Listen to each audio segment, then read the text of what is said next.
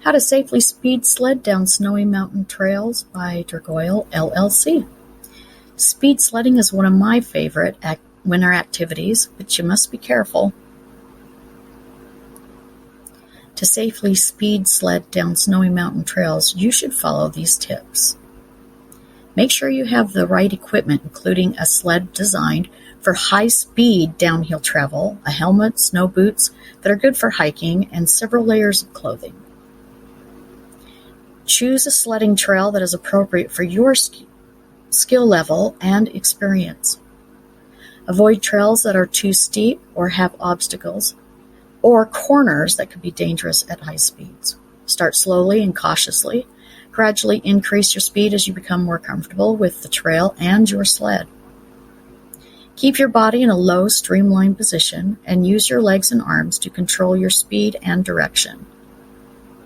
If you lose control of your sled, jump off and walk away from a potentially fatal accident. Always sled with a buddy and make sure someone knows where you're going and when you plan on returning.